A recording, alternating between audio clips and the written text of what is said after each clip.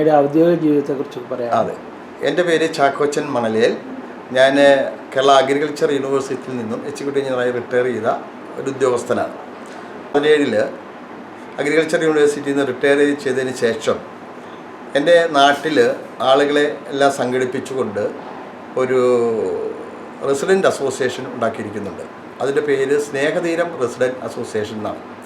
ശരിക്കും ഈ സ്നേഹതീരം എന്ന് കൊടുക്കാൻ തന്നെ കാരണം ആളുകൾ തമ്മിൽ ഇന്നുള്ള പഴയ കാലത്തുണ്ടായിരുന്ന ആ സ്നേഹബന്ധങ്ങളിൽ ഉലച്ചിൽ വന്നതുകൊണ്ട് എല്ലാവരും തന്താരി കാര്യങ്ങൾ നോക്കി പോകുന്ന ഈ ഒരവസ്ഥയിൽ നമ്മുടെ ഭാവി തലമുറയെ നല്ല രീതിയിലേക്ക് വാർത്തെടുക്കണമെങ്കിൽ ഈ ആളുകളുടെ ഒരു കൂട്ടായ്മ ആവശ്യമാണ് എന്ന് മനസ്സിലാക്കിക്കൊണ്ടാണ് ഞാൻ ഈ സ്നേഹതീരം റെസിഡൻറ്റ് അസോസിയേഷന് വേണ്ടി മുന്നിട്ടിറങ്ങിയത്.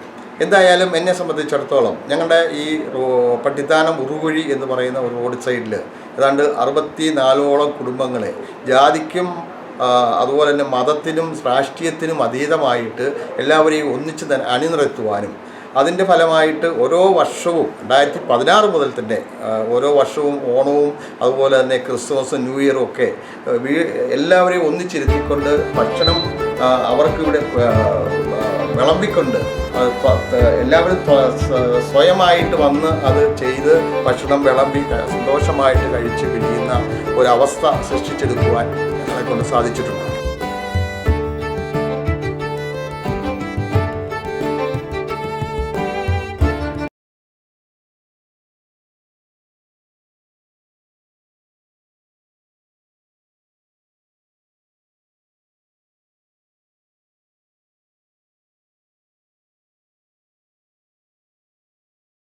ഈ സ്നേഹതീരം റെസിഡൻസ് അസോസിയേഷൻ്റെ ഫൗണ്ടർ പ്രസിഡൻ്റ് ആണല്ലോ? ഞാനാണ് അതിൻ്റെ ഫൗണ്ടർ പ്രസിഡന്റ്.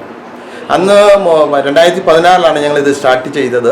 2016 തൊട്ട് ഇന്ന് വരെ എല്ലാ കൊറോണ കാലത്ത് നീക്കി ബാക്കി എല്ലാ അവസരങ്ങളിലും ഞങ്ങൾ ഇതുപോലെ ന്യൂ ഇയറും അതുപോലെ തന്നെ ഓണവും നല്ല രീതിയിലാണ് ആഘോഷിച്ചു വരുന്നത്. ഇവിടെയുള്ള സകല കുടുംബാംഗങ്ങളും ഇവിടെ ഒത്തുചേരുകയും അതിനോടനുബന്ധിച്ചിട്ടുള്ള പ്രോഗ്രാമുകളും ഞങ്ങളിവിടെ നടത്തപ്പെടുകയാണ്. ഇന്ന് അതിൻ്റെ ഒരു ദിവസമാണ്. ഇന്ന് ഞങ്ങളുടെ ഓണാഘോഷം ന്യൂ ഇയർ അതുപോലെ തന്നെ ക്രിസ്തുമസും ഞങ്ങളിവിടെ ഇന്ന് ആഘോഷിക്കുകയാണ്. വളരെ നല്ല രീതിയിലാണ് ഞങ്ങൾ കാര്യങ്ങളെല്ലാം അറേഞ്ച് ചെയ്തിരിക്കുന്നത്. പുറത്തുനിന്ന് ആരും തന്നെ ഞങ്ങളിതിലേക്ക് ക്ഷണിക്കാറില്ല. ഇവിടെയുള്ള ആളുകൾ അവർക്ക് മുൻതൂക്കം കൊടുത്തുകൊണ്ട്, കുട്ടികൾക്ക് മുൻതൂക്കം കൊടുത്തുകൊണ്ട്, ഇവിടുത്തെ സ്ത്രീജനങ്ങൾക്ക് മുൻതൂക്കം കൊടുത്തുകൊണ്ട് അവരുടെ പ്രോഗ്രാംസും അവരുടെ സന്തോഷത്തിനുമായിട്ടാണ് ഞങ്ങൾ ഇതെല്ലാം അറേഞ്ച് ചെയ്തിരിക്കുന്നത്. സ്ഥാപിച്ചതിൻ്റെ ഉദ്ദേശം തന്നെ ഞാൻ ആദ്യം പറഞ്ഞതുപോലെ ആളുകളെ സ്നേഹത്തിൽ കൊണ്ടുപോകുക എന്ന ഉദ്ദേശത്തോടെയാണ്. ഇന്ന് നമുക്കറിയാം ഞങ്ങളുടെ ഈ പ്രദേശത്തുള്ള ആർക്കെങ്കിലും എന്തെങ്കിലും അത്യാവശ്യം വന്നാൽ ഞങ്ങൾ ഓടി അവരുടെ അടുത്ത് എത്തുകയും അവർക്ക് എല്ലാവിധത്തിലുള്ള സഹായങ്ങളും ചെയ്തു കൊടുക്കാൻ ഞങ്ങൾ ശ്രമിക്കുന്നുണ്ട്. അതുപോലെ തന്നെ മരണവീടുകളിൽ ഇന്ന് ആളുകളുടെ സാമീപ്യമില്ലാത്തിടത്ത് രാത്രി മുഴുവൻ അവിടെ ഞങ്ങൾ മാറി മാറി ഇരുന്നു കൊണ്ട് ആ കുറവ് നികത്താൻ വേണ്ടി ഞങ്ങൾ ശ്രമിക്കുന്നുണ്ട്. ഞങ്ങളുടെ കൂടെ തന്നെ സാമ്പത്തികമായി ബുദ്ധിമുട്ടുള്ളവരെ ആ രീതിയിൽ സഹായിക്കുവാൻ ഞങ്ങൾ റെഡിയാകുന്നുണ്ട്. അതോടൊപ്പം തന്നെ അവരുടെ കാർഷികമായ മേഖലകളിലും കുട്ടികളുടെ പഠന മേഖലകളിലും ഞങ്ങൾ ശ്രദ്ധ കൊടുക്കുന്നുണ്ട്. നല്ല ഒരു സമീപനമാണ് ഇതിൻ്റെ പേരിൽ ഞങ്ങൾക്ക് ഞങ്ങളുടെ ഈ കൂട്ടായ്മയിലുള്ള ആളുകളിൽ നിന്ന് ഞങ്ങൾക്ക് കിട്ടിക്കൊണ്ടിരിക്കുന്നത്. രജിസ്റ്റേർഡ് സൊസൈറ്റി ആയിട്ട് രജിസ്റ്റർ ചെയ്തിട്ടുള്ള ഒരു അസോസിയേഷനാണ്, ചാരിറ്റബിൾ സൊസൈറ്റി ആയിട്ട്. ഇതിൻ്റെ ആഭിമുഖ്യത്തിൽ ഒരുപാട് ജൈവ കൃഷി, നെല്ല് കൃഷി, അതുപോലെ തന്നെ പ്ലാവ് കൃഷിയൊക്കെ ചെയ്യുന്ന ഞങ്ങൾ തുടക്കത്തിൽ ആദ്യമേ തന്നെ എൻ്റെ വീടിൻ്റെ ചുറ്റുപാടും 2 ഏക്കറും ചില്ല സ്ഥലത്ത് ആദ്യമേ തന്നെ കരനെല്ല് വിതച്ചുകൊണ്ടാണ് ഞങ്ങളുടെ ഇതിൻ്റെ പ്രാരംഭം കുറിച്ചത്. അപ്പോൾ ഈ കരനെല്ല് വിതച്ചിരുന്നപ്പോൾ ഈ പ്രദേശത്തുള്ള എല്ലാവരും ഇതിൽ വന്ന് സഹകരിക്കുകയും എനിക്ക് പ്രത്യേകിച്ചും എൻ്റെ ഒരു ഫ്രണ്ട് ജോയി എന്ന് പറയുന്ന അദ്ദേഹത്തിൻ്റെ വീട്ടിൽ കാസർഗോഡ് പശു അതുപോലുള്ള നാടൻ പശുക്കളുടെ ഒരു ശേഖരം തന്നെ ഉണ്ടായിരുന്നു.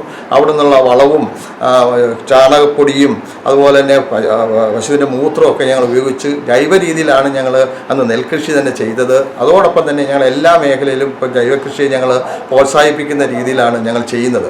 കൂടാതെ വിത്തുകൾ സമ്പാദിച്ചുകൊണ്ട് ഞങ്ങൾ ആളുകൾക്ക് കൊണ്ട് കൊടുക്കുന്നു. നാടൻ വിത്തുകളാണോ? നാടൻ വിത്തുകളും അതുപോലെ തന്നെ അഗ്രികൾച്ചർ യൂണിവേഴ്സിറ്റി എന്നുള്ള വിത്തുകളും ഞങ്ങൾ സംഭരിച്ച് ഞങ്ങൾ വീടുകളിൽ കൊണ്ട് കൊടുക്കാറുണ്ട്. അതോടൊപ്പം തന്നെ ഇപ്പം ഞങ്ങൾ തന്നെ വിയറ്റ്നാം എയർലി എന്ന് പറയുന്ന ഒരു ഇനം പ്ലാവുകൾ നല്ല രീതിയിൽ ഞങ്ങളിവിടെ എല്ലാമായിട്ട് ഇപ്പോൾ 200 എണ്ണം തന്നെ ഞങ്ങളിപ്പോൾ കൃഷി ചെയ്ത് കഴിഞ്ഞു. ഇനിയും ആളുകൾ അത് കൃഷി ചെയ്യാൻ വേണ്ടി മുന്നോട്ട് വരികയാണ്. ആ രീതിയിൽ ഉള്ള പ്രോത്സാഹനവും അവർക്കുള്ള സഹായ സഹകരണങ്ങളും ഞങ്ങളുടെ ഈ ചാരിറ്റബിൾ സൊസൈറ്റിയിൽ നിന്ന് ചെയ്തു കൊടുക്കുന്നുണ്ട്. ഒരുപാട് റെസിഡൻസ് അസോസിയേഷനുകൾ ഉണ്ടാകുന്നുണ്ട്, നല്ല രീതിയിൽ പ്രവർത്തിക്കുന്നുമുണ്ട്.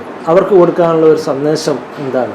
ഞങ്ങൾ ഈ റെസിഡന്റ് അസോസിയേഷൻ ഉണ്ടായ അന്ന് മുതൽ ഞങ്ങളുടെ പ്രവർത്തനങ്ങളിൽ നിന്ന് ഒരു കാര്യം ഞങ്ങൾക്ക് മനസ്സിലായത്, ഇങ്ങനെയുള്ള ഒരു ഇതുണ്ടെങ്കിൽ ഇതിൻ്റെ അകത്ത് മതത്തിനും രാഷ്ട്രീയത്തിനും അതീതമായിട്ട് ആളുകളെ സംഘടിപ്പിക്കുന്നതിനും ഒരു കൂട്ടായ്മ ഉണ്ടാക്കുന്നതും വഴി ആളുകളിൽ സ്നേഹവും അതുപോലുള്ള കരുതലുകളും ഉണ്ടാക്കുവാൻ നമുക്ക് സാധിക്കും. അപ്പോൾ ഇന്ന് നമ്മുടെ കേരളത്തിൽ സംഭവിച്ചുകൊണ്ടിരിക്കുന്ന പല മൂല്യച്യുതികൾക്കും ഒരു മാറ്റം ഉണ്ടാക്കുവാൻ ഈ റെസിഡന്റ് അസോസിയേഷനെ പോലെ സ്ഥാപിച്ചാൽ സാധിക്കുമെന്നുള്ളതിന് യാതൊരു സംശയവുമില്ല. കാരണം ഇതിൻ്റെ അകത്ത് മതത്തിനും രാഷ്ട്രീയത്തിനും അതീതമായി ചിന്തിക്കുവാൻ ജനങ്ങളെ പ്രേരിപ്പിക്കുകയും ആ രീതിയിൽ ജനങ്ങളെ മാറ്റിയെടുക്കുവാൻ സാധിക്കുകയും ചെയ്യുന്നു എന്നുള്ളത് വലിയൊരു പ്രത്യേകം എടുത്തു പറയേണ്ട കാര്യമാണ്.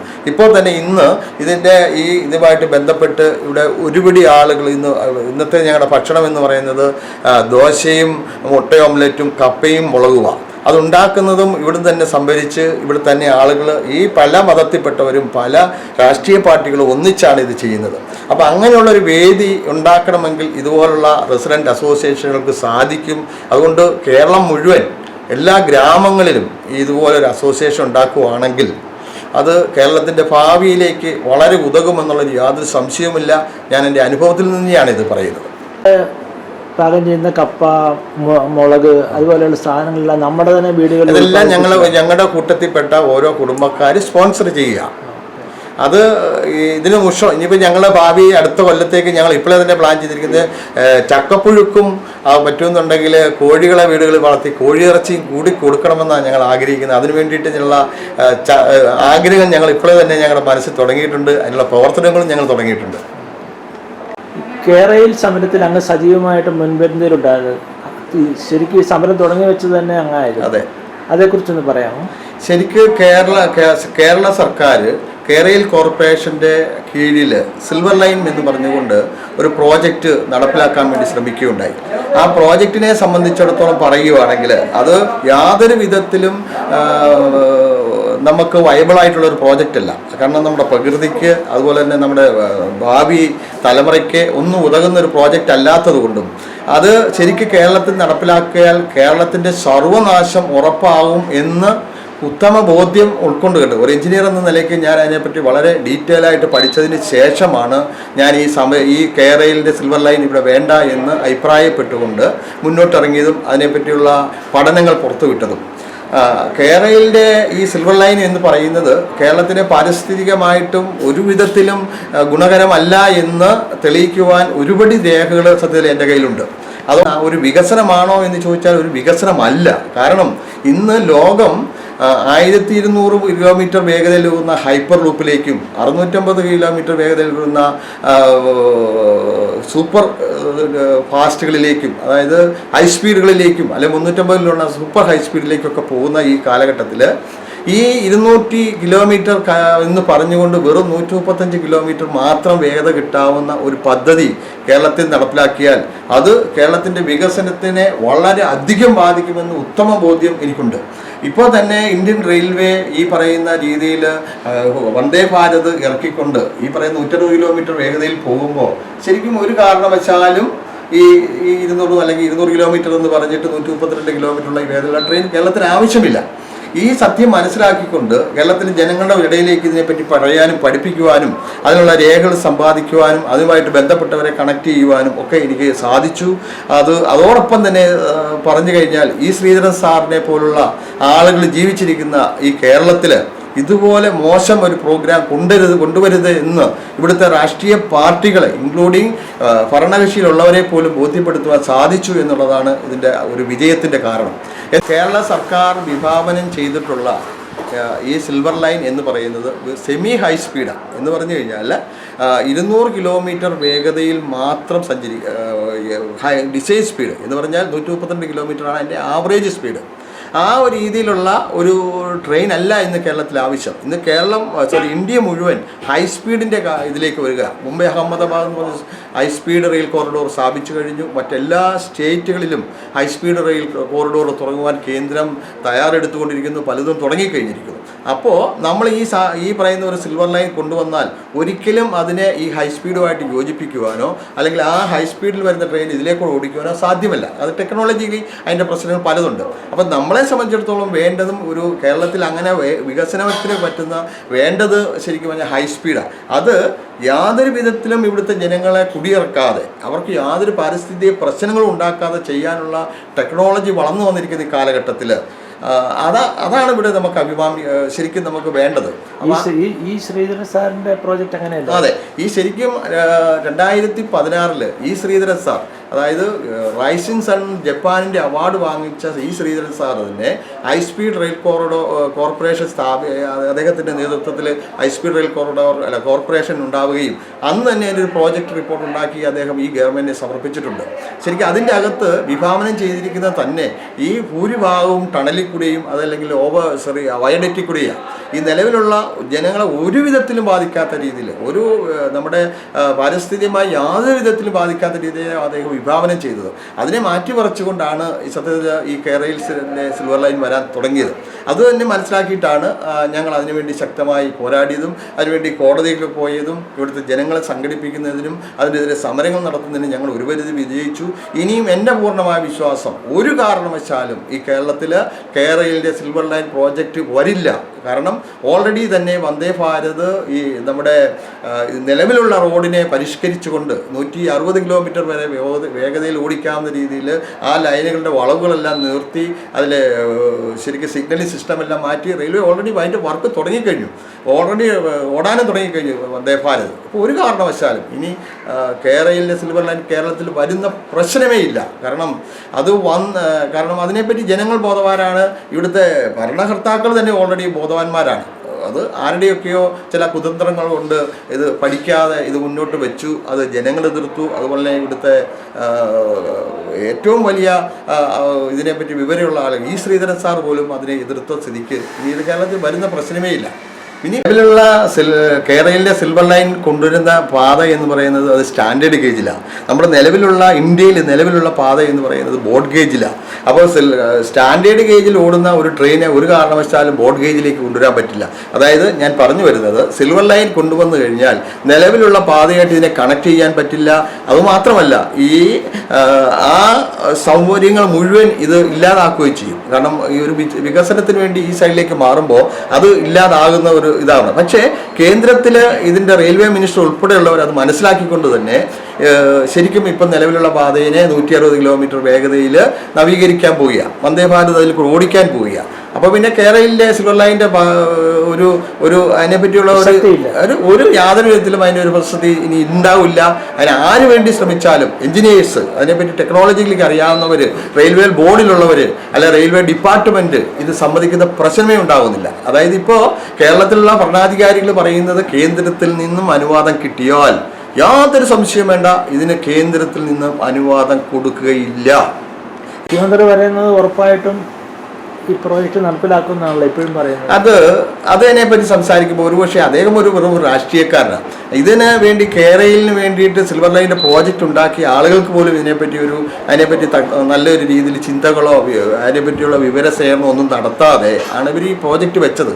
അപ്പോൾ അങ്ങനെയുള്ളൊരു സന്ദർഭത്തിൽ അദ്ദേഹത്തിനെ സംബന്ധിച്ചിടത്തോളം അദ്ദേഹത്തിന് ഇതൊരു വികസനമാണെന്നുള്ള തെറ്റിദ്ധാരണയിൽ അല്ലെങ്കിൽ കൂടെ നിന്ന ആളുകൾ ഇത് ടെക്നിക്കലി ഇതിനെപ്പറ്റി ഇപ്പോൾ ഉണ്ടാക്കിയ ആളുകൾക്ക് പഠനമില്ലാതെയാണെന്ന് ഞാൻ പറഞ്ഞല്ലോ. അവരത് അദ്ദേഹത്തിനെ തെറ്റായ രീതിയിൽ ധരിപ്പിച്ചതുകൊണ്ട് മാത്രമാണ് അദ്ദേഹം അത് പറയുന്നത്. ശരിയായ ദിശ മനസ്സിലാകുവാണെങ്കിൽ അദ്ദേഹം പോലും ഇതിനെ തള്ളിപ്പറയും. ഇപ്പോൾ തന്നെ അദ്ദേഹം ഇതിലേക്ക് മൈനസ് ആയിക്കൊണ്ടിരിക്കുകയാണെന്നുള്ളൊരു സംശയമില്ല. കേരളയിലെ സ്ഥലം അക്വയർ ചെയ്തായിരുന്നു. സത്യത്തിൽ കേരളയിലിന് വേണ്ടിയിട്ട് ലാൻഡ് അക്വയർ ചെയ്യാനുള്ള സകല നടപടികളുമായിട്ടാണ് ഇവർ ഈ കുറ്റിയിടലുമായിട്ട് വന്നത്. ശരിക്കും ഇതിൻ്റെ പ്രൊസീജിയറൊക്കെ വെച്ച് നോക്കുവാണെങ്കിൽ ഇതിൻ്റെ എല്ലാ സ്റ്റഡികളും പാരിസ്ഥിതിക സ്റ്റഡിയും അതിൻ്റെ മറ്റെല്ലാ സ്റ്റഡികളും ചെയ്തതിന് ശേഷം ഈ ജനങ്ങളെ ഇരുത്തി അവരുമായിട്ട് സംസാരിച്ച് അവരെ പ്രോജക്റ്റ് എന്താണെന്ന് ബോധ്യപ്പെടുത്തി അവരുടെ സോഷ്യൽ ഇമ്പാക്റ്റ് എന്താണോ അവർക്കുണ്ടാകാൻ പോകുന്നത് അതിൻ്റെ ഒരു അസസ്മെൻറ്റ് കൂടെ നടത്തിയിട്ട് ആയിരുന്നു ഇതിനു വേണ്ടി ഈ കല്ലിടാൻ മുന്നോട്ട് ഇറങ്ങാൻ. ഇതൊന്നും നോക്കാതെ ഒരുവിധ ജനങ്ങളെ ഒരുവിധ കബളിപ്പിച്ചുകൊണ്ട് ശരിക്കും ലാൻഡ് അക്വിസിഷനിലേക്കാണ് ഈ സർക്കാർ കടന്നത്. ഞാൻ ഒരിക്കലും ഈ സർക്കാരിനെ അതിന് കുറ്റം പറയില്ല. അത് അതിൻ്റെ മുന്നിൽ നിന്ന് പ്രവർത്തിച്ച ഉദ്യോഗസ്ഥരുടെ അത് കുറ്റമാണത്. അത് കോടതിയിൽ ചോദ്യം ചെയ്യപ്പെട്ടു. പ്രത്യേകിച്ച് ഹൈക്കോടതി അതിനെ നിശിതമായി പല വിധികളിലൂടെ നിശിതമായി വിമർശിച്ചു കഴിഞ്ഞിട്ടുമുണ്ട്. സാറാണ് കേസിന് പോയത്? എൻ്റെ നേതൃത്വത്തിൽ തന്നെയാണ് ഞാൻ പല കേസുകൾ കൊടുത്തിട്ടുണ്ട്. ഞങ്ങൾ അതിന് വേണ്ടിയിട്ട് ഒരു ഗ്രൂപ്പ് തന്നെയുണ്ട് കേരളത്തിലുടനീളം. ഇങ്ങനെയുള്ള കേസുമായിട്ട് ബന്ധപ്പെട്ട് ഇരകളായിട്ടുള്ള കുറേയധികം ആളുകൾ ഒന്നിച്ചൊരു ഗ്രൂപ്പായിട്ട് പല പല സ്ഥലങ്ങളിൽ നിന്നാണ് ഞങ്ങൾ കേസ് കൊടുത്തത്. അതിന് മുൻപിൽ നിൽക്കാനുമായിട്ട് ഞങ്ങളുടെ ഒപ്പം നിന്ന് പ്രവർത്തിച്ചത് മുളക്കുളത്തുള്ള തോമസ് സാർ എന്ന് പറയുന്ന ആളാണ്. അദ്ദേഹത്തിൻ്റെ ഒപ്പം ഞാനും ഉണ്ടായിരുന്നു. അതുപോലെ ഞങ്ങളെ സഹായിക്കുന്ന ഒരുപിടി ആളുകളുണ്ടായിരുന്നു. ഞങ്ങൾ ചെല്ലുമ്പോൾ ശരിക്കും നമ്മൾ ആ വിധികളൊക്കെ നോക്കുമ്പോൾ ദേവൻ രാമേന്ദ്രൻ സാറിൻ്റെ ബെഞ്ചിലാണ് ഇത് വന്നത്. അദ്ദേഹം ഇതിനെപ്പറ്റി നന്നായിട്ട് പഠിച്ചിരുന്നു. നല്ല രീതിയിലുള്ള കമൻറ്റുകൾ അദ്ദേഹം ഇതിനെപ്പറ്റി രേഖപ്പെടുത്തി. അതൊക്കെ ഈ കേരളത്തിലെ ജനങ്ങൾക്ക് ഈ കേരളത്തിൻ്റെ സിൽവർ ലൈൻ എന്താണെന്നും ഇതാണോ കേരളത്തിൽ വേണ്ടത് എന്നും ചിന്തിക്കുവാനുള്ള അവസരം കൊടുത്തു. അത് അങ്ങനെയുള്ള എല്ലാ നീക്കങ്ങൾക്കും ശരിക്കും പറഞ്ഞു കഴിഞ്ഞാൽ നമ്മളൊക്കെ വിശ്വസിക്കുന്ന ദൈവങ്ങളുടെ സഹായവും അതിൻ്റെ അകത്തുണ്ടായിരുന്നു എന്നുള്ളത് ഉറപ്പാണ്. അങ്ങനെ തന്നെയാണ് ഞങ്ങൾ വിശ്വസിക്കുന്നത്.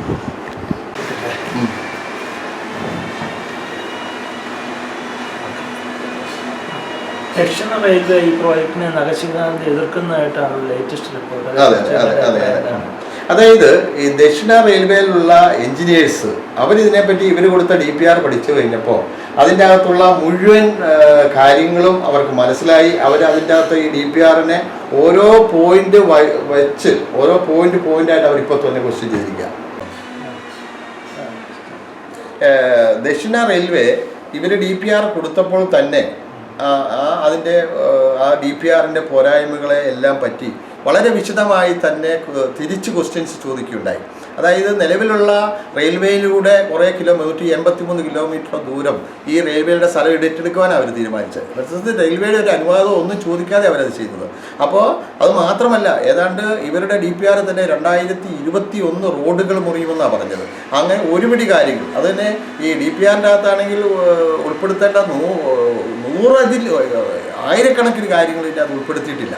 അതൊക്കെ ഒരു എന്താ പറയുക എല്ലാം ഒരു തട്ടിക്കൂട്ട് സാധനമായിട്ട് വളരെ ഡീറ്റെയിൽ ആയിട്ട് ഇവർ സ്റ്റഡി ചെയ്തിട്ടൊന്നും അല്ല അത് ചെയ്തത്. അത് വെച്ചിട്ട് റെയിൽവേയിലെ എഞ്ചിനീയേഴ്സ് കൃത്യമായിട്ട് ഇവരോട് ചോദിച്ചു. അപ്പോൾ ഇവർക്ക് മറുപടിയില്ല പറയാൻ. അതുകൊണ്ടാണ് ഇതിപ്പോൾ അവർ ഇത് DPR അതായത് ഇത്രയും കാലമായിട്ട് പോലും അവർക്ക് DPR പൂർത്തിയാക്കിയിട്ട് സമർപ്പിക്കാൻ സാധിച്ചിട്ടില്ലെന്നുള്ളതാണ്. കേരളത്തിൻ്റെ വികസനത്തെക്കുറിച്ച് അങ്ങയുടെ ഒരു ചീഫ് എഞ്ചിനീയർ എന്ന നിലയിൽ അങ്ങയുടെ ഒരു സങ്കല്പം എന്താണ്? ശരിക്കും കേരളത്തിലെ ഇൻഫ്രാസ്ട്രക്ചർ ഒരു പിടി വളരേണ്ടതുണ്ട്. അത് വേണ്ടത് വളരെ ഏറ്റവും മോഡേൺ ആയിട്ടുള്ള രീതിയിലുള്ള ഗതാഗത സൗകര്യങ്ങളും അതിനോടനുബന്ധിച്ചുള്ള സംവിധാനങ്ങളുമാണ്. ഇപ്പം ശരിക്കും ഞങ്ങളിതിനെ പറ്റി ഒരു പ്രപ്പോസൽ വെച്ചിരുന്നു. വളരെ കപ്പൽ ഗതാഗതം നമ്മുടെ കേരളം എന്ന് പറയുന്നത് വളരെ നാരമായി കിടക്കുന്നത്. നമ്മുടെ ഈ തീരപ്രദേശം തിരുവനന്തപുരം തൊട്ട് കാസർഗോഡ് വരെ വേണമെന്ന്. അപ്പം കപ്പൽ ഗതാഗതം ഇന്ന് സിംഗപ്പൂരിലും പല രാജ്യങ്ങളിലും ചെയ്യുന്നുണ്ട്. അതിനുള്ള സംവിധാനങ്ങൾ ചെയ്താൽ അതൊക്കെ ടൂറിസത്വം എന്ത് വന്നാലും കേരളം ഇനി രക്ഷപ്പെടണമെങ്കിൽ കേരളത്തിലെ ഫസ്റ്റ് ഇനി കൊണ്ടുവരേണ്ടത് കേരളത്തിൻ്റെ പ്രകൃതി ഭംഗിയെ മുതലെടുത്തുകൊണ്ട് ടൂറിസമാണ് കേരളത്തിൽ നടപ്പിലാക്കേണ്ടത്. നമ്മുടെ ഓരോ ഇഞ്ച് സ്ഥലങ്ങളും മറ്റുള്ള പല രാജ്യങ്ങളിലെ വെച്ച് നോക്കുമ്പോൾ ടൂറിസത്തിന് പറ്റിയ മേഖലയാണ്. അതിൻ്റെ അകത്ത് പറയേണ്ട ചില കാര്യങ്ങളുണ്ട്. നമ്മുടെ ജനങ്ങളുടെ മനോഭാവത്തിൽ മാറ്റങ്ങൾ ഉണ്ടാകണം. മനോഭാവത്തിൽ മാറ്റങ്ങൾ ഉണ്ടാക്കിക്കൊണ്ട് അങ്ങനെ ഒരു ടൂറിസമായിട്ട് ഇവിടെ ഡെവലപ്പ് ചെയ്ത് കഴിഞ്ഞാൽ നമ്മുടെ ഒരു കുഞ്ഞും കേരളത്തിന് പുറത്ത് പോകേണ്ടി വരില്ല. കാരണം ഈ ദേശീയ ജലപാത പ്രഖ്യാപിച്ചിട്ട് വർഷങ്ങൾ കഴിഞ്ഞു. പക്ഷേ ഇന്നും അതിൻ്റെ അവസ്ഥ എന്താണ് സാർ? അതായത് ദേശീയ ജലപാത കേരളത്തിനെ സംബന്ധിച്ചിടത്തോളം തിരുവനന്തപുരം തൊട്ട് കാസർഗോഡ് വരെ അതിൻ്റെ ഭാഗമായിട്ട് ലിങ്ക് ചെയ്യാനായിട്ട് ഉള്ള പ്രവർത്തനങ്ങൾ തുടങ്ങി വെച്ചിരുന്നു. പക്ഷേ ഇന്നും അത് ഒരു എറ്റത്തും എത്തിയിട്ടില്ല. കാരണം അതിൻ്റെ അകത്ത് അതിനെപ്പറ്റി ഒന്നൊരു പ്രോപ്പർ സ്റ്റഡി ഇന്ന് കേരളത്തിലുള്ള ആളുകൾ ചെയ്യുന്നില്ല. ആ രംഗത്തുള്ളവർ ചെയ്യുന്നില്ല. ഞാൻ മുമ്പേ പറഞ്ഞല്ലോ, ഇതിനേക്കാളും നല്ല വേറൊരു പ്രോജക്റ്റാണ് ഈ കപ്പൽ ഗതാഗതം. റോഡും റെയിൽ ഗതാഗതവും കൂടെ ഒരുമിച്ച് കൊണ്ടുപോകുന്ന ഒരു പ്രോജക്റ്റിനെ കുറിച്ച് സാറ് പറഞ്ഞിരുന്നല്ലോ. അതായത് ഇന്നത്തെ നമ്മുടെ NH66 എന്ന് പറയുന്നത് ഏതാണ്ട് നമ്മുടെ കേരളത്തിൻ്റെ വടക്കേ അറ്റം തൊട്ട് തെക്കേ അറ്റം വരെ കവർ ചെയ്യുന്ന ഒരു പാതയാണ്. ആ പാതയുടെ നടുഭാഗത്തൂടെ നമ്മുടെ ഇപ്പോൾ മെട്രോ കൊടുത്തതുപോലെ തൂണുകളിൽ നമുക്ക് വേണേൽ ഒരു റെയിൽ പ്രോജക്റ്റ് കൂടെ കൊണ്ടുപോകാമായിരുന്നു. അതിനൊരു പ്രപ്പോസൽ കൊടുത്തിരുന്നെങ്കിൽ. കാരണം നമുക്ക് അതിന് വേണ്ടി എക്സ്ട്രാ സ്ഥലം വേണ്ടായിരുന്നു. ഒരു സംവിധാനവും നമുക്ക് വേണ്ടായിരുന്നു. ലാൻഡ് അക്വയർ ചെയ്യേണ്ടതായിരുന്നു. ഞാനൊക്കെ പല വേദികളിലും ഞാനിതൊക്കെ സംസാരിച്ചിട്ടുള്ളതാണ്. കാരണം നിലവിലുള്ള 6 വരി പാതയുടെ നടുക്ക് എന്തായാലും ഒരു ബേ ഉണ്ട്. ആ ബേയിലൂടെ തൂണുകളിലൂടെ ഈ റെയിൽവേയുടെ ലൈൻ കൊണ്ടുപോവുകയാണെങ്കിൽ ഉറപ്പായിട്ടും ഹൈ സ്പീഡോ അല്ലെ സെമി ഹൈ സ്പീഡോ അവിടെ അതിൽ കൂടെ ഓടിക്കാമായിരുന്നു. അതിനെ അങ്ങനെയുള്ള ആ രീതിയിലുള്ള ഒരു സ്റ്റഡികളോ അല്ലെ അങ്ങനെയുള്ള ഒരു സിസ്റ്റവും ഇന്ന് നമ്മുടെ കേരളത്തിൽ ഇല്ല എന്നുള്ളതാണ് സത്യം. കാരണം അല്ലെങ്കിൽ ഇതിൻ്റെ കൂടെ ഇത് ചെയ്യാമായിരുന്നു. കേരളത്തെ രണ്ടായിട്ട് കീറി മുറിക്കുന്നൊരു വാദഗതി ഉണ്ടായിരുന്നു. അതായത് അത് ശരിയാണ്, വളരെ ശരിയാണ്. കാരണം സിൽവർ ലൈൻ എന്ന് പറയുന്ന പ്രോജക്റ്റ് അതിൻ്റെ അകത്ത് 300 കിലോമീറ്റർ ദൂരവും ഭൂമിയുടെ ഉപരിതലത്തിലൂടെയാണ് കൊടുക്കുന്നത്. അപ്പം ആ ഉപരിതലത്തിലൂടെ കൊടുക്കുമ്പോൾ നമുക്കറിയാം തിരുവനന്തപുരം തൊട്ട് കാസർഗോഡ് വരെ പോകുന്ന നമ്മുടെ അതായത് തെക്ക് നിന്ന് വടക്കോട്ട് പോകുന്ന നമ്മുടെ ഈ കേരള സംസ്ഥാനത്തിൽ കിഴക്ക് നിന്ന് പടിഞ്ഞാറോട്ട് ആ വെള്ളം ഒഴുകി വരുന്നത്. ആ വെള്ളത്തിനെയൊക്കെ തടഞ്ഞു നിർത്തിക്കുന്ന രീതിയിൽ ഒരു ബണ്ട് പോലെയാണ് ഈ 300 കിലോമീറ്റർ സ്ഥലത്തൂടെ ഈ റോഡ് റെയിൽവേയുടെ സിൽവർ ലൈനിൻ്റെ പാത കൊണ്ടുപോകാൻ അവർ ഡിസൈൻ ചെയ്തത്. അപ്പോൾ അതിന് വേണ്ടിയിട്ട് കട്ടിങ് കൊടുക്കാവുന്ന റോഡുകൾക്ക് വല്ല ഓവർബ്രിഡ്ജ് കൊടുക്കാമെന്നൊക്കെ അവർ പറയുന്നുണ്ട്. ഇത് മാത്രമല്ല ആ സിൽവർ ലൈനിൻ്റെ ഈ ഹൈ സ്പീഡ് ലോക സ്റ്റാൻഡേർഡ് അനുസരിച്ച് ഒരു പരിധിയിൽ കൂടുതൽ സ്പീഡിൽ പോകുന്നതിന് 2 സൈഡും മതിലുകൾ, അത് പ്രൊട്ടക്ഷൻ വേണം. അപ്പോൾ ആ പ്രൊട്ടക്ഷൻ വാളും കൂടെ ഈ പറയുന്ന അതായത് ഞാൻ മുമ്പേ പറഞ്ഞല്ലോ 300 കിലോമീറ്റർ നീളത്തിൽ ഫില്ലിങ്ങും 100 കിലോമീറ്റർ നീളത്തിൽ കട്ടിങ്ങും അവർ വിഭാവനം ചെയ്തിരിക്കും. അപ്പോൾ 400 കിലോമീറ്ററോളം. അപ്പോൾ ഈ 400 കിലോമീറ്ററോളം ഭൂമിയുടെ ഉപരിതലത്തിലൂടെ പോകുമ്പോൾ 2 സൈഡും മതിലും കെട്ടി കഴിയുമ്പോൾ കേരളം മുറിയുന്നുള്ളതിന് എന്താ സംശയം? യാതൊരു സംശയം വേണ്ട. വെള്ളത്തിന് വേണ്ടിയിട്ട് ഇടയ്ക്കിടയ്ക്ക് ഓവുകൾ കൊടുക്കും, അല്ലെങ്കിൽ കൾവേട്ടുകൾ കൊടുക്കുന്നു, അല്ലെങ്കിൽ ഓപ്പണിങ് കൊടുക്കുന്നു എന്നുള്ളതൊന്നും തീരത്തില്ല. നമ്മുടെ മഴയോ അല്ലെ നമ്മുടെ ഇവിടുത്തെ കാലാവസ്ഥാ വ്യതിയാനത്തിലൊക്കെ ഇന്ന് മഴ വരുന്നത് വളരെ ശക്തിയായിട്ടുള്ള മഴയാണ്. ഈ വെള്ളത്തിനെ ഒന്നും താങ്ങാൻ അല്ലെങ്കിൽ ഈ ബണ്ടിന് ഇത് സ്ഥാപിച്ചിരുന്നെങ്കിൽ ഇതെല്ലാം കൂടെ കൊളാപ്സ് ആയി പോകും. ഭയങ്കരമായ പ്രശ്നങ്ങൾ കേരളത്തിലുണ്ടാകും. അതുകൊണ്ടാണല്ലോ ഇവിടുത്തെ പരിസ്ഥിതിവാദികൾ ഇതിൻ്റെ നഖസിദ്ധാന്തം, ഈവൻ നമ്മുടെ മാർക്സിസ്റ്റ് പാർട്ടിയുടെ ശാസ്ത്ര സാഹിത്യ പരിഷത്തിലെ ശാസ്ത്രജ്ഞന്മാർ പോലും ഇതിനെ എതിർത്ത്. അതുകൊണ്ടാണ് അണ്ടർഗ്രൗണ്ട് അല്ലെങ്കിൽ വയഡക്റ്റ് ആയിരുന്നു പാലത്തേക്ക്. അതായത് നമ്മൾ അദ്ദേഹത്തിൻ്റെ ഇപ്പം തന്നെ ഞാനിപ്പോൾ കോട്ടയത്തിരുന്ന് പറയുകയാണെങ്കിൽ അദ്ദേഹം കോട്ടയത്തൂടെ അദ്ദേഹം വിഭാവനം ചെയ്തിരുന്നത് ചെങ്ങന്നൂർ തൊട്ട് കുമാരനെല്ലൂർ വരെ ഇത് അണ്ടർഗ്രൗണ്ടിൽ കൂടെയായിരുന്നു. 22 കിലോമീറ്റർ ദൂരം എന്ന് പറഞ്ഞാൽ ഈ 22 കിലോമീറ്റർ ദൂരത്തിൽ 40 മീറ്റർ താഴ്ചയിലൂടെ ആയിരുന്നു പോകുന്നത്. ഈ 40 മീറ്റർ എന്നിട്ട് കോട്ടയത്ത് വിൻസർ കാസ്റ്റിലെ ഫ്രണ്ടിലായിരുന്നു എൻ്റെ സ്റ്റേഷൻ. അത് സ്റ്റേഷന് വേണ്ടിയിട്ട് മുകളിലോട്ട് കൊണ്ടുവന്നിട്ട് അവിടെ സ്റ്റേഷൻ സ്ഥാപിക്കുകയായിരുന്നു. അതിനുശേഷം കുമാരനെല്ലൂർ തൊട്ട് പിന്നെ ഇത് അവിടെ നിന്ന് അങ്ങോട്ട് വയഡക്റ്റിൽ കൂടിയായിരുന്നു. അത് മുഴുവൻ പാടശേഖരങ്ങളിലൂടെയായിരുന്നു. അപ്പം ആ രീതിയിലാണ് ഓരോ സ്ഥലവും അദ്ദേഹം വിഭാവനം ചെയ്തത്. അദ്ദേഹം കൊങ്കൺ റെയിൽവേ ഒക്കെ ചെയ്ത് എത്രയോ പ്രാഗൽഭ്യമുള്ള ആളാണ്. അപ്പോൾ അദ്ദേഹം പറയുന്നത് വിശ്വസിച്ചൂടെ? അപ്പോൾ അതിൻ്റെ അകത്ത് ലാൻഡ് അക്വിസിഷൻ്റെ പ്രോജക്റ്റ് വരുന്നേ ഇല്ല, വളരെ കുറച്ച് മാത്രമേ വരുന്നുള്ളൂ. വീടുകൾ വളരെ കുറച്ചേ നഷ്ടപ്പെടുള്ളൂ. ഓക്കെ, ശ്രീധർ സാറിൻ്റെ ആ ഒരു ഡ്രീം പ്രോജക്റ്റ് ഇനിയും നടപ്പിലാകാൻ സാധ്യതയുണ്ട്? ഉറപ്പായിട്ടും അത് കേരളത്തിൽ വരും. കാരണം മോദിജി കഴിഞ്ഞ പാർലമെൻറ്റ് ഇലക്ഷനിൽ കൊല്ലത്ത് വന്നപ്പോൾ അദ്ദേഹം ഒരു പ്രസ്താവന നടത്തുകയുണ്ടായി. കന്യാകുമാരി മുതൽ ഹിമാലയ പ്രദേശം വരെ ഞാൻ ഹൈസ്പീഡ് റെയിൽ കോറിഡോർ ഓടിക്കും എന്ന് അദ്ദേഹം ഒരു പ്രഖ്യാപനം നടത്തിയിട്ടുണ്ട്. അതിൻ്റെ ഭാഗമായിട്ടാണ് ഞാൻ പറഞ്ഞത് മുംബൈ അഹമ്മദാബാദ് അതുപോലെ 7 സംസ്ഥാനങ്ങളിൽ ഹൈസ്പീഡ് റെയിൽ കോറിഡോറുകൾ സ്ഥാപിക്കുന്നതിന് വേണ്ടിയിട്ട് ഉള്ള പ്രോജക്റ്റുകൾ അതിൻ്റെ DPRകൾ ഉണ്ടാക്കി തുടങ്ങി കഴിഞ്ഞിട്ടുണ്ട്. ഏതാണ്ട് മുംബൈ അഹമ്മദാബാദ് ഏതാണ്ട് ഇപ്പോൾ ഒരു പൂർത്തീകരണത്തിൻ്റെ ലെവലിലേക്കാണ്. അപ്പോൾ ഉറപ്പായിട്ടും കേരളം സമ്മതിച്ചാലും സമ്മതിച്ചില്ലേലും ഈ വികസിച്ചുകൊണ്ടിരിക്കുന്ന കേരളത്തിൽ മോദിജിയുടെ ഭാവന നടപ്പിലാക്കിക്കൊണ്ടിരിക്കുന്ന രീതിയിൽ തീർച്ചയായിട്ടും കേരളത്തിൽ അതിൻ്റെ ഭാഗമായി ഹൈസ്പീഡ് വരിക തന്നെ ചെയ്യും.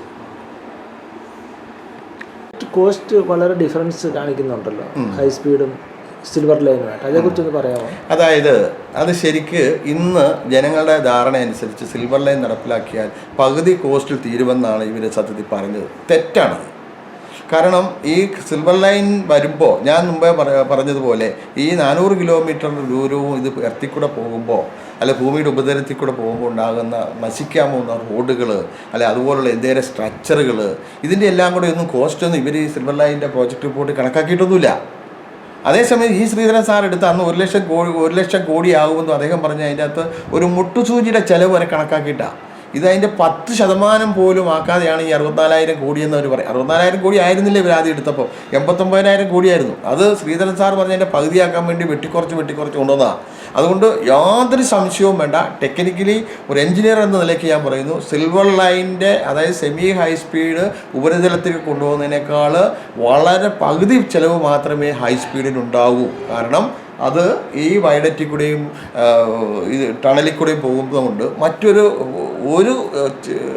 മറ്റ് സ്ട്രക്ചറുകൾ കളയുകയോ അല്ലെങ്കിൽ വേറെ ഒരു എന്താ പറയുന്നത് എക്സ്ട്രാ ഒരു ചിലവുകളും ഉണ്ടാവില്ല.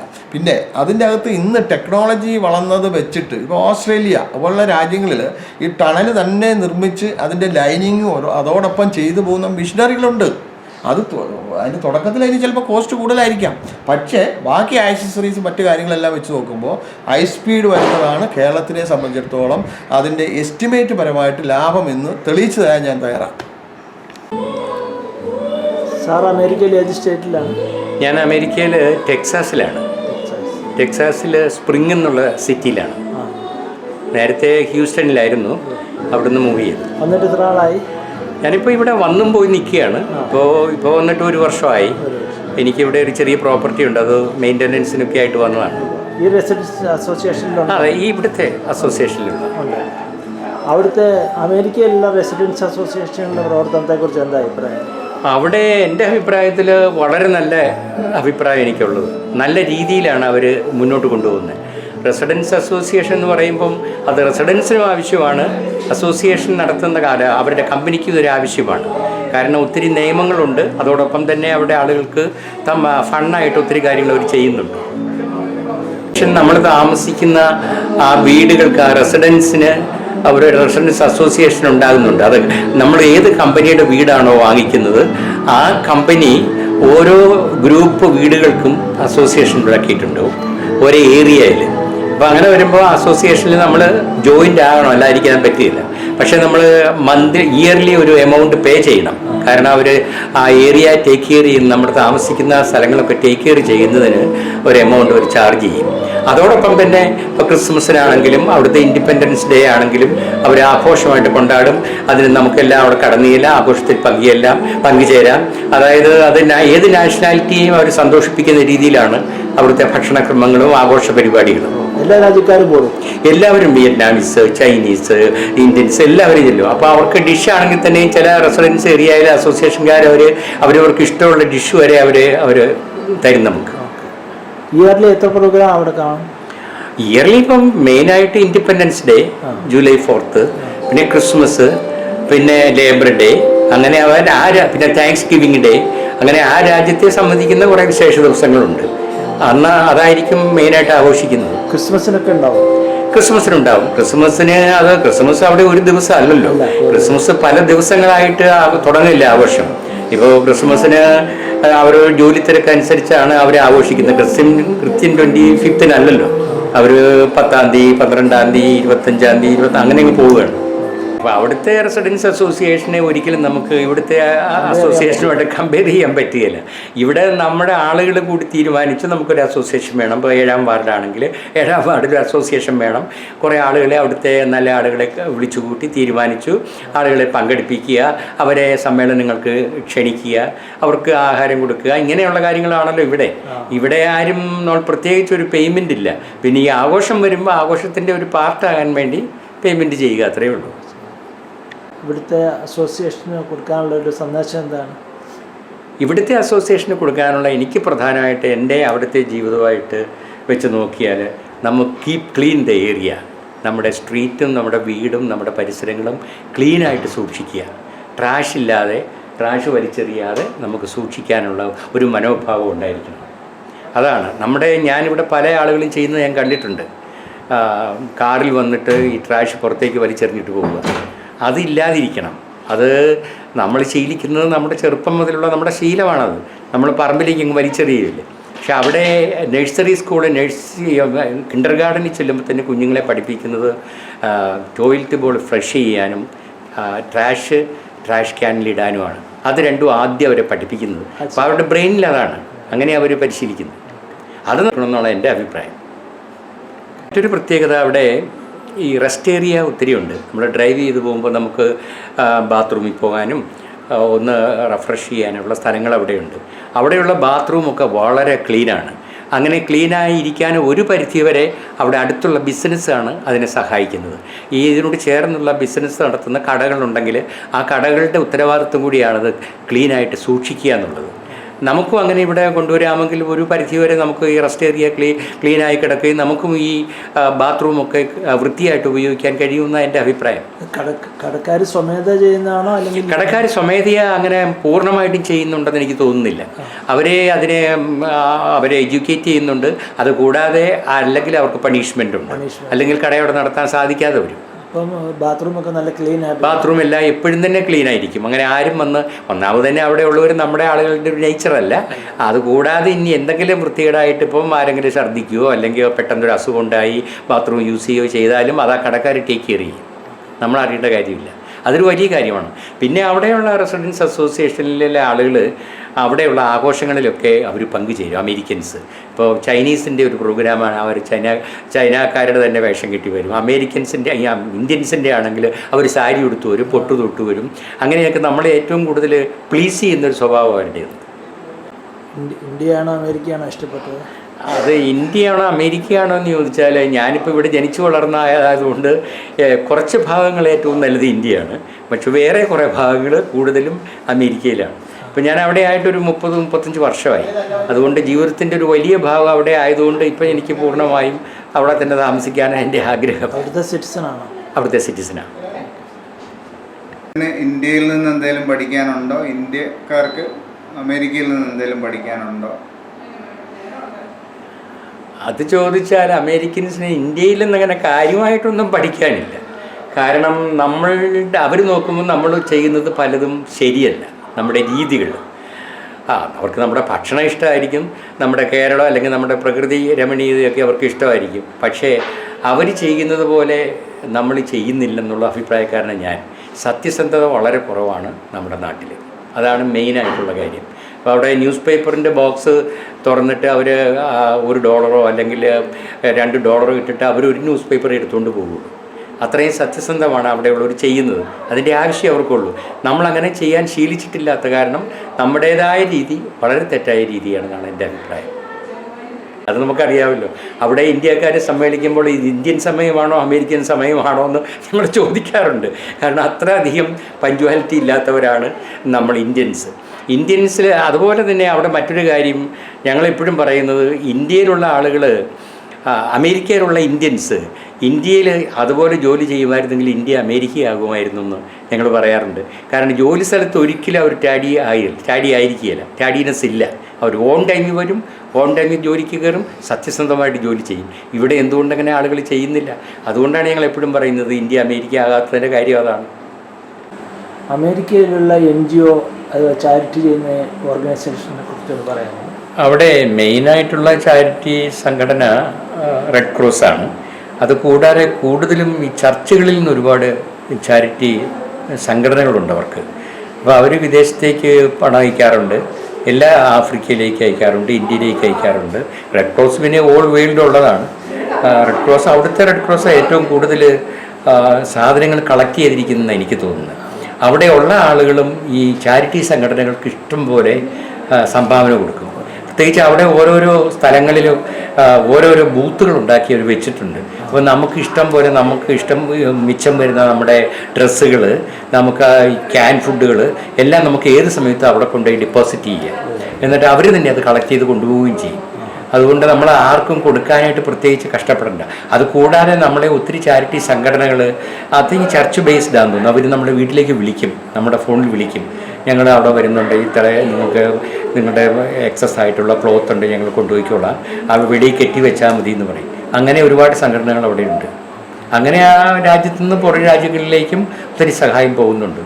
എക്സാമ്പിൾ പറഞ്ഞാൽ ഇപ്പോൾ ഒരു എർത്തൂക്കം ഉണ്ടായി, ഭൂമികുലുക്കം ഉണ്ടായി, അല്ലെങ്കിൽ ഹരിക്കെയിൻ ഡിസാസ്റ്റർ ഉണ്ടായി, ഫ്ലഡ് ഉണ്ടായി, അവർക്കൊക്കെ കൊടുക്കുന്ന ഇങ്ങനെയുള്ള സംഘടനകൾ ഒരുമിച്ച് നിന്നുകൊണ്ട് ഇത് കയറ്റി അയക്കും. നമ്മുടെ ഒരു ചെറിയ സംഘടനയാണ് സ്നേഹതീരം റെസിഡന്റ് അസോസിയേഷൻ. അതിൻ്റെ പേരിൽ തന്നെ എല്ലാം അടങ്ങിയിട്ടുണ്ട്. സ്നേഹതീരം നമ്മൾ പട്ടിത്താനം മുതൽ താഴെ ഉറുകുഴി വരെയുള്ള നമ്മുടെ റോഡ് 1 കിലോമീറ്റർ അടുത്തുള്ള റോഡാണ്. ആ റോഡിൻ്റെ ഇരുവശങ്ങളിലുമുള്ള ആളുകളുടെ ഒരു കൂട്ടായ്മയാണ് ഈ സ്നേഹതീരം.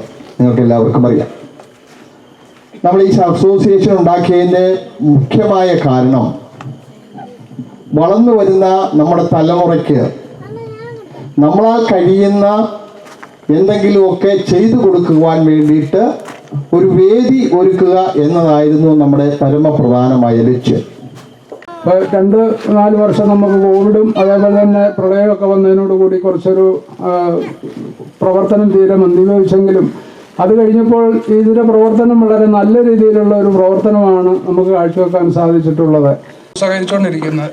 അതുപോലെ തന്നെ നമ്മുടെ ഇവിടെ ഈ മദ്യപാനം, മയക്കുമരുന്നിൻ്റെയും അതുപോലെ തന്നെ കള്ളന്മാരുടെ ശല്യങ്ങളൊക്കെ രൂക്ഷമായി വന്നുകൊണ്ടിരിക്കുന്ന ഒരവസരത്തിൽ നമ്മൾ കൊടലിങ്ങാട് പോലീസ് സ്റ്റേഷനുമായിട്ട് ബന്ധപ്പെടുകയും അങ്ങനെ ബന്ധപ്പെട്ടതിൻ്റെ ഫലമായിട്ട് അവർ 2 പോലീസുകാരെ അവിടെ നിന്ന് വിടുകയും ഇവിടെ നിന്നും ഈ അസോസിയേഷനിൽ ബന്ധപ്പെട്ട കുറച്ച് ആളുകൾ രാത്രികാലങ്ങളിൽ ഒരു പെട്രോളിങ് നടത്തി അങ്ങനെ 2-3 ദിവസങ്ങളൊക്കെ നടത്തുകയൊക്കെ ചെയ്ത് അതെല്ലാവരോടും പറയാനുള്ളത് ഈ 2023 വർഷം ഒരുപാട് ദുഃഖങ്ങളും ദുരിതങ്ങളും ഒരുപാട് കഷ്ടതകളും ഒക്കെ നമ്മൾ അനുഭവിച്ച ഒരു കാലഘട്ടമായിരുന്നു. ആ കാലഘട്ടം എല്ലാം ഇപ്പോൾ നീങ്ങി നിന്നപ്പോൾ 2024 കടക്കുന്ന ഈ അവസരത്തിൽ എല്ലാ ആളുകൾക്കും നല്ല ഒരു ജീവിതം ഉണ്ടാകുന്നതിന് വേണ്ടി ജഗദീശ്വരൻ അവരെല്ലാവരെയും അനുഗ്രഹിക്കണം എന്ന് മാത്രമാണ് എനിക്ക് ഈ അവസരത്തിൽ പറയാനുള്ളത്. അപ്പം എങ്ങനെയാണ് നമ്മളിപ്പം മുന്നോട്ട് പോയി കഴിഞ്ഞാൽ നമ്മളിപ്പം ശാസ്ത്രജ്ഞന്മാർ ഭൂമി, സൂര്യൻ, സൗരയൂഥം, അടുത്തുള്ള ഇപ്പം മിൽക്കി വേ ഇവിടെയൊക്കെ കാണുമായിരിക്കും ചിലപ്പോൾ മിൽക്കി വേയുടെ ഒരു ഭാഗം. ആ മിൽക്കി വേ എന്ന് പറയുന്ന ഗാലക്സിയുടെ ഒരറ്റത്തുള്ള ഒരു ചെറിയ സൗരയൂഥമാണ്. അതിലെ ഒരു ഭൂമിയാണ്, ഒരു ഗ്രഹത്തിലാണ് നമ്മൾ ഈ പട്ടിത്താനം ഭാഗത്ത് ജീവിക്കുന്നത്. അപ്പം വളരെ നിസ്സാരമാണ്. വളരെ കുറച്ച് സെക്കൻഡുകളെ ആ ഒരു നമ്മൾ പ്രപഞ്ചത്തിൻ്റെ ഇത് വെച്ച് നോക്കുമ്പോൾ നമ്മൾ 100 വയസ്സുകാരി ഇരിക്കുന്ന ഒരു സെക്കൻഡ് പോലെ ഉള്ളൂ. അപ്പം ഈ ഒരു കുറഞ്ഞ കാലഘട്ടത്തിൽ സന്തോഷത്തോടെ ജീവിക്കണമെങ്കിൽ നമ്മൾ ഉള്ളിൽ സന്തോഷം ഉണ്ടാക്കണം.